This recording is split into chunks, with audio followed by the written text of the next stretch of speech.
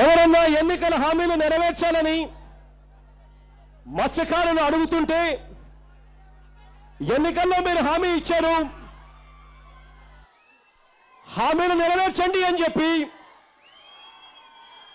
మత్స్యకారులు అడుగుతా ఉంటే ఎవరైనా బీసీల మీద ప్రేమ ఉన్న వ్యక్తి ఆ అడుగుతా ఉన్న మత్స్యకారుల వైపు ఏలెత్తి తోలు తీస్తా ఖబర్దార్ అని చెప్పి ఎవరైనా అంటారా అని అడుగుతా ఉన్నాను మీ అందరి తరపున. నేను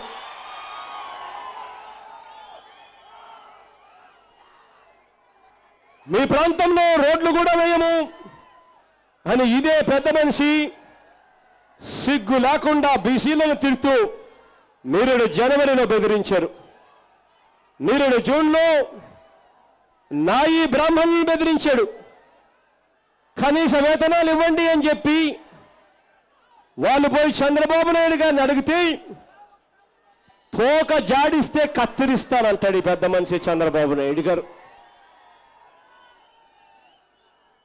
ఇదే నాయి బ్రాహ్మణులు ఈ మాదిరిగా బీ కేర్ఫుల్, పిచ్చాడలాడితే సీరియస్గా ఉంటుంది అంటూ బెదిరిస్తా ఉన్న ఈ వ్యక్తి బీసీల మీద ప్రేమ ఉంది అని అంటే మీరు నమ్ముతారా అని చెప్పి నేను అడుగుతా ఉన్నాను మీ అందరి తరఫున.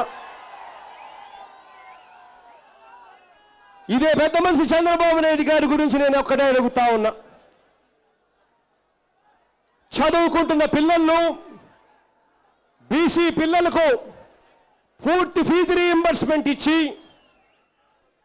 వాళ్ళ చదువులకు ఆదుకోలేని వ్యక్తి వేల కోట్ల రూపాయలతో బీసీలను అభివృద్ధి చేశాను అని చెప్పి నిస్సిగ్గుగా అబద్ధాలు చెప్తే నమ్మగలమా అని అడుగుతా ఉన్నాను మీ అందరి తరపున. నేను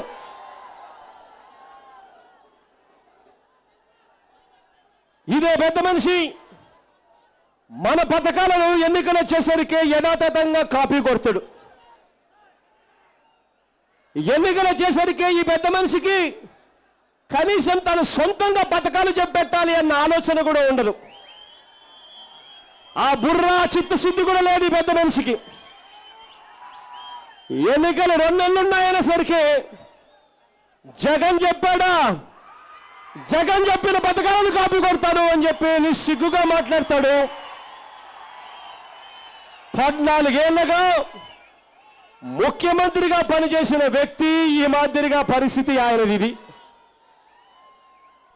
పెన్షన్లు కానివ్వండి, రైతు భరోసా కానివ్వండి, కులాల కార్పొరేషన్లు కానివ్వండి, విద్యుత్ ఉచితంగా ఇన్ని యూనిట్లు ఇస్తాను అని చెప్పి చెప్పడం కానివ్వండి, ఇవన్నీ కూడా కాపీనే కాదా అని అడుగుతా ఉన్నాను మీ అందరి తరపున. నేను